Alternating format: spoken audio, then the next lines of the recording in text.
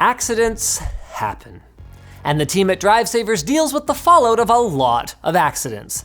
So they sponsored this video to tour their sick facility in California to show the process of recovering the data from mobile devices like iPhones that have gone through everything from being dropped out of a moving car, to being thrashed by a gorilla at the zoo, to being literally destroyed in a plane crash. This tour is gonna be a little different though, because I'm actually in my studio at home due to travel restrictions, but it'll still be really cool.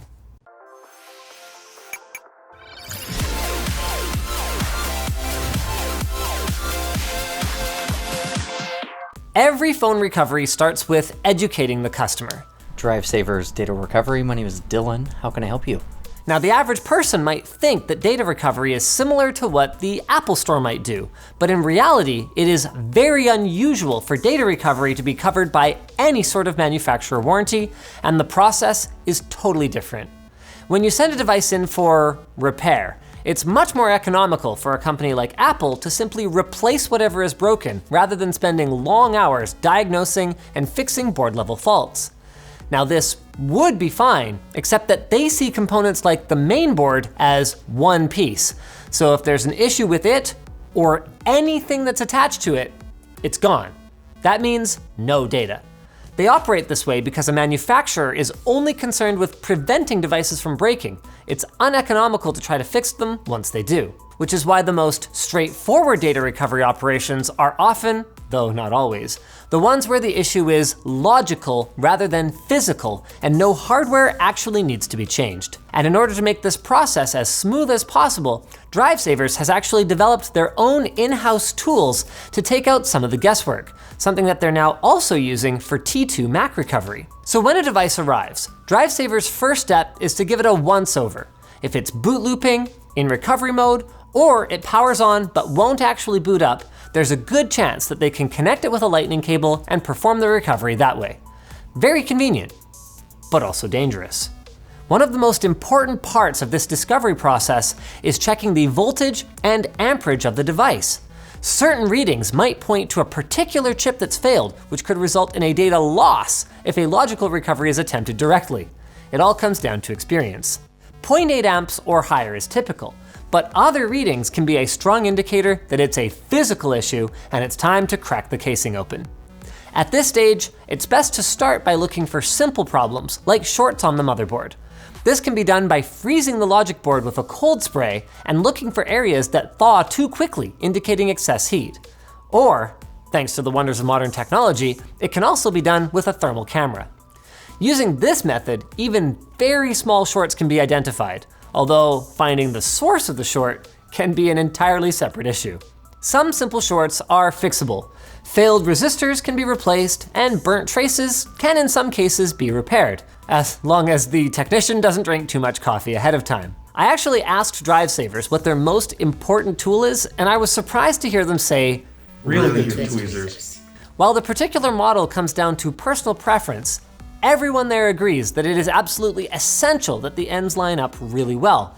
Otherwise, you might be transferring a component to a board only to have it go flying out. And good luck holding onto something like a micro jumper if the ends don't match up absolutely perfectly. Those puppies are thinner than a human hair, and even the breeze from someone walking past can blow them away, never to be seen again. Other times, the shorts are more complex or harder to get at. If there's liquid damage, you might remove the short only to find another one, then corrosion under the chips, and so on and so forth. The worst is apparently milk. Now with any corrosion, you start with a toothbrush. If there's gunk under a chip, you remove that chip and replace it. If the board is completely corroded, you need to use an ultrasonic cleaner. Not necessarily a super strong one, you just want to get off as much of the gunk as you can so that you can start to look for shorts. Sometimes they're so bad though that when you start with a soft toothbrush, you will literally have components just crumbling off the board. And in cases like that, you might end up doing a full chip swap, where you are basically rebuilding the phone onto a donor device. DriveSavers tries to source individual parts, whether new or used, but sometimes there's no other choice but to sacrifice a brand new device. I mean, look, hey, we told you data recovery ain't cheap, right? Unfortunately, yes, it gets even worse. Aside from being a time-consuming and risky operation on components that are ridiculously fragile, this chip swap method also has some major limitations. Unless they could break Apple's encryption, which DriveSavers wouldn't do even if they could, every component with Apple's security measures baked in needs to be restored to at least a basic level of functionality. The NAND flash is what actually holds the data in an iPhone, so obviously we need that. Then there's the logic EEPROM, which holds the firmware of the device. That thing is super small, about the size of a large grain of salt, and if it disappears, your data recovery effort is done. And then finally, there's the CPU. That's tied to the EEPROM and to the NAND flash. So for any recovery effort to be successful, it needs to be working, or at least mostly working.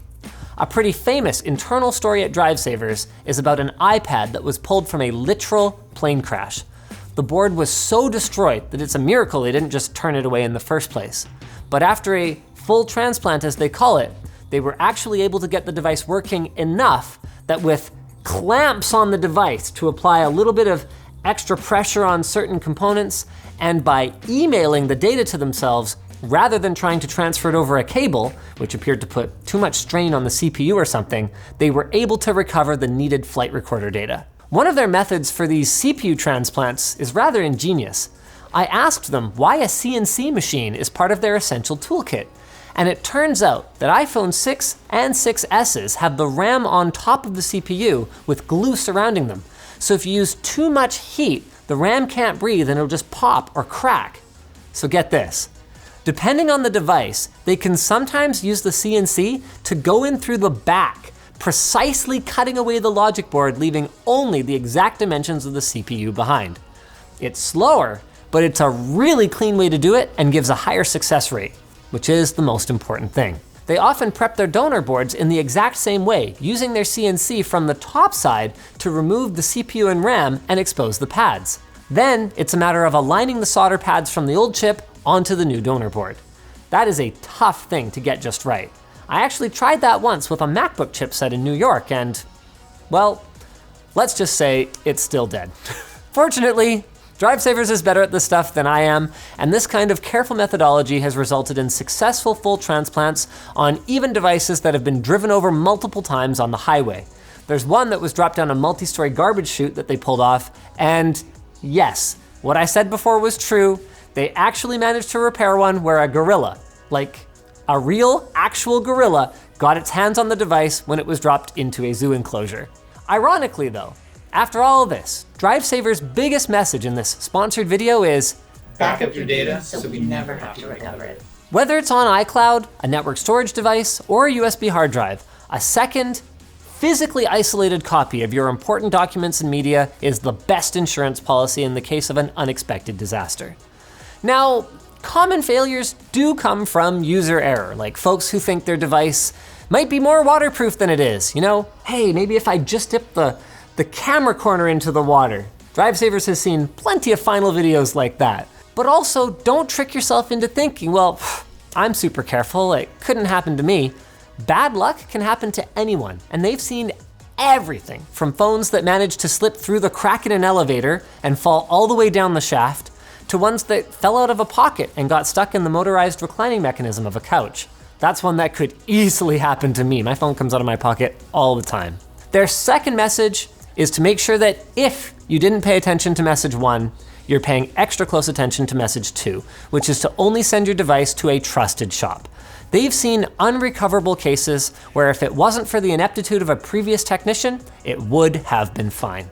A classic example of this is iPhone 6 screen replacements.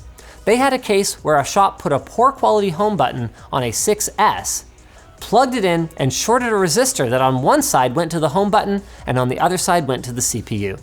They did manage to dig out that trace and replace it, but even though it was such a simple error, that story unfortunately ended in heartbreak. DriveSavers' process is to use the device as intended, so a dead CPU?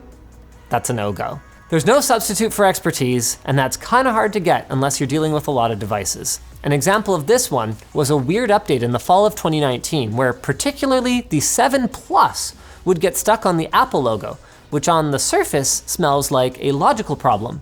But then after seeing a bunch of them, DriveSavers figured out that there was a physical fix by shorting the speaker IC that would somehow bypass whatever that logical problem was. So then, if they grabbed all the data, unshorted a particular resistor, then performed a factory reset and restored the data back onto the phone, it was golden. Logical problem, weird physical workaround.